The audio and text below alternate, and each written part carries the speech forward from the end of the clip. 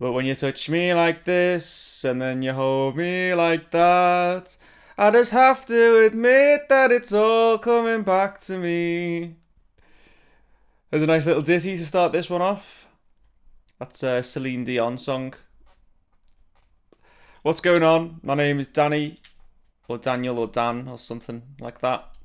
And this is another good old fashioned camera in hand vlog, like the old fashioned days. Oh, I'm getting a little pop up there. So today, yeah, it's just an unplanned video. I want to just get one out. I'm just gonna speak. The only planning I've done is set up the microphone, so I should actually have decent sound for this video, not my camera mic. Despite the ad hoc looking recording style. Hopefully. Unless the recording fucks up, which I'm not filming this twice. Anyway, what have I got to say? This week, it's been a busy week. It's been a fulfilling week. And primarily still just being like really hyper focused. I don't like that term because it's so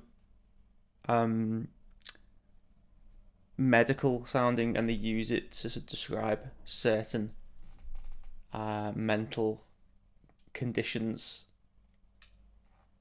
like ADHD is what I'm talking about. Anyway, hyper focusing. That's what I've been doing, I guess, on limiting beliefs. But I think I've just been interested. That's all I think I've been. I don't know if hyper focus is the word. I've just been very interested, and daily I've been doing writing about my limiting beliefs and just compiling them and just trying to understand it slightly better. So I had like a sort of, I want to say vision. Vision always sounds so sort of mystical, but I guess I just mean like I imagined something as I was thinking about it. But it did come to me kind of very clearly. So is that what they mean when they say vision?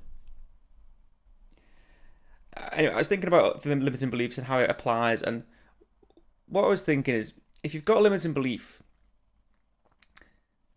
that's like the root of an old plant, and that plant is ivy, like the vines that climb up a building, and it's there and it's rooted and it's deeply rooted into the ground, and then it grows over the years, and each little leaf of the ivy and each little tendril of the ivy is an experience that produces thoughts that fuel the limiting belief. So let's say you had a limiting belief of, I'm weird. Oh wait, yeah, you have a limiting belief of I'm weird, something that you've picked up at some point in your life. You think, oh, I'm weird, and then you go through your life, and then suddenly you encounter someone. Maybe they're in a terrible mood that day, and they say, "You weirdo," and then that just sprouts a new little leaf on your ivy plant, which clings a little bit more tightly to you, and then again, more time passes, and then suddenly, oh, you ask a girl out, and she goes, no. She doesn't just say no, she goes, no.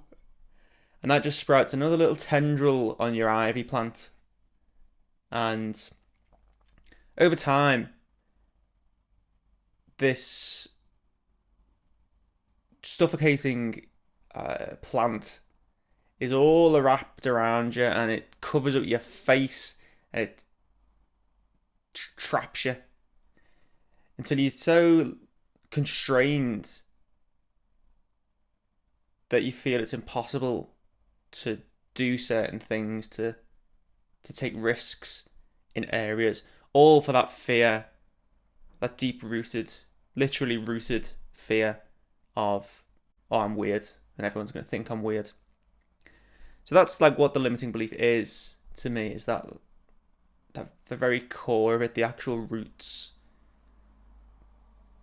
that are at the heart of all these experiences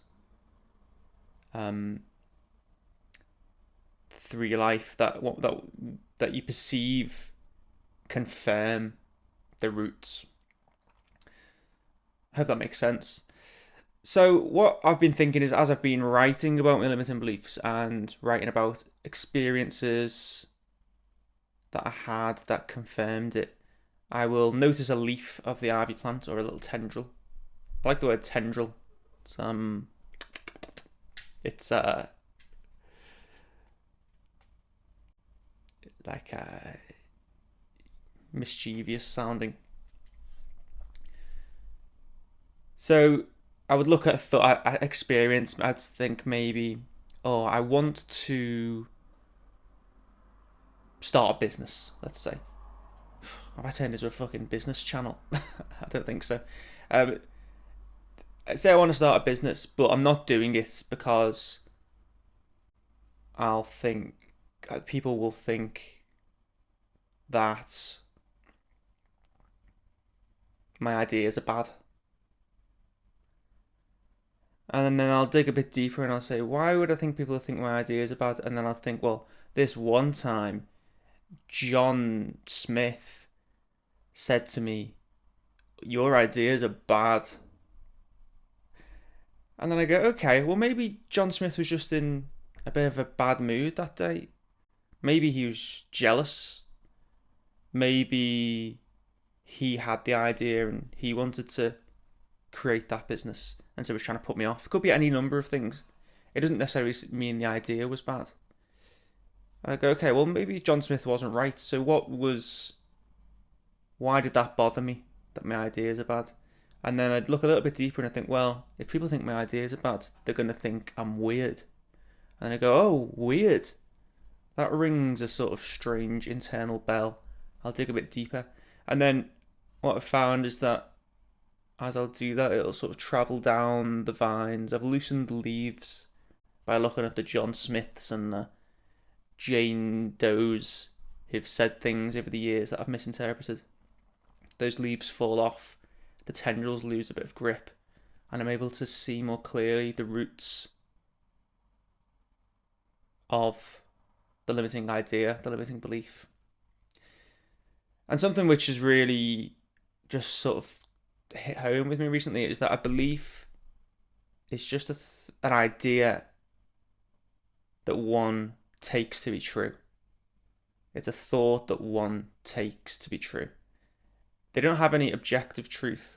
It's just something that at some point I've chosen to believe is true, or I've somehow convinced myself is true accidentally, when really there's no truth in it. I'm not objectively, let's use an example of weird. I'm not objectively weird. I don't think anyone, weird is a subjective word anyway, so to believe that one is objectively weird is a false statement. It's not possible to be objectively any adjective, I don't think. Even if you're a really tall person, you're only subjectively tall compared to the people around you. If you're stood next to an elephant, you're not tall, are you? So, weirdness is the same, or ugliness is the same. To have believed it is to have believed the subjective truth. And when you recognise it's subjective, then it's like, why are you believing things that don't even have any foundational truth to them? I'm happy to believe 1 + 1 = 2, because it's got mathematical truth to it, but and any scientific proofs, if it's got truth, I'll believe it. But now I'm sort of realising, oh, there's loads of things that I subjectively believe are true deep down that I've just not consciously recognised. And now I'm able to look a bit more clearly and maybe do something about that and change my beliefs for the better. So, and I think I've heard people talk about that on self-help videos, and spiritual teachers talk about it and all of that, but it's really just sunk in with me this week what that means. So I hope this provides a bit of clarity to anyone else listening. If that is interesting, leave a little sexy little comment. It doesn't have to be sexy, just a comment. Maybe give the video a like. Maybe subscribe. Maybe I'll just start doing this kind of video with my phone in my hand, because I don't know. I'm not going to plan ahead. This is what I'm doing for today. We'll see what happens. And with that, that's all I'm going to speak about. Oh, yesterday I did a clowning course. That was fun. I wore a red nose. I expressed some truthful emotions in a slightly humorous, physical way. So, that's where I'm at. I'm going to keep on doing what I'm doing. I hope you keep on doing what you're doing too. And thanks for watching. I will see you next week. Come back. Go and watch some more. It's good shit. Okay, goodbye.